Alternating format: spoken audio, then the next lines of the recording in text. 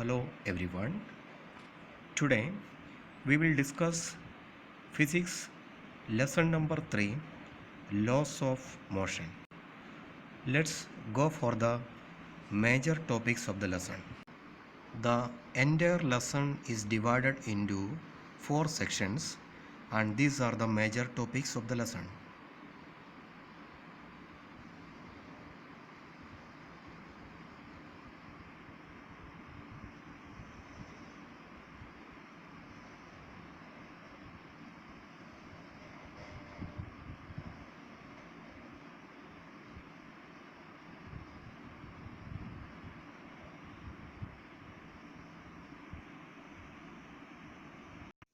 Before entering into Newton's first law of motion, we can discuss a very simple real life example of motion of a cycle. As we all know, a cycle remains in the state of motion as long as we are applying a force on the pedal. But we all experienced that the cycle travels a certain more distance even if we stop applying the pedal. How it happens? The answer is simple.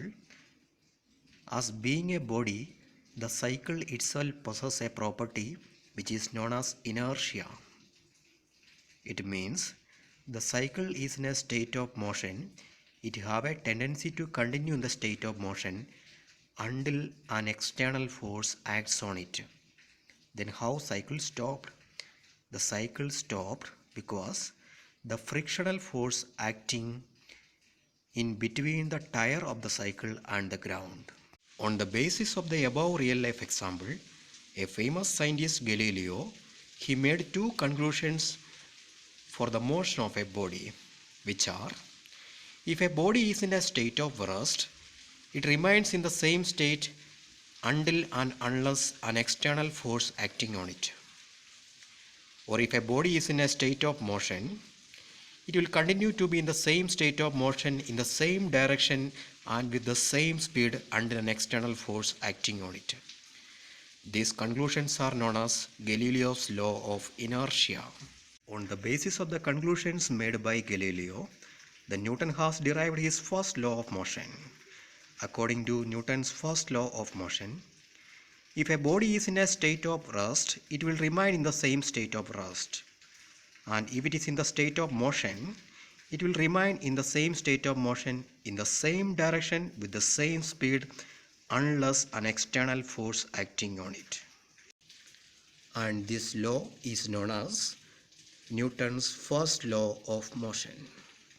Newton's first law discusses an important property of a body which is called inertia. What is meant by inertia? The property of an object by virtue of which it neither changes its state nor it tends to change its state, which is known as inertia. Inertia is of two types: inertia of rest and inertia of motion. What is inertia of rest? The property of an object by which it continues to be in the same state of rest until an external force is applied on it, which is known as inertia of rest. Then what is inertia of motion? The property of an object by which it continues to be in the same state of motion with the same speed in the same direction, which is known as inertia of motion. Dear children, we had already discussed the concept of inertia. Now we can go to some real life examples for inertia of rest and inertia of motion. First, there are some examples for inertia of rest. First one, when a train suddenly starts moving forward, the passenger standing in the compartment tends to fall backward. Second, when a hanging carpet is beaten with a stick, the dust particles start falling out from it. On shaking the branch of a tree, the fruits fall down. Now let's move to some examples for inertia of motion. A cyclist riding along a level road does not come to rest immediately after he stops pedaling. Second, when a passenger jumps out of a moving train, he falls down.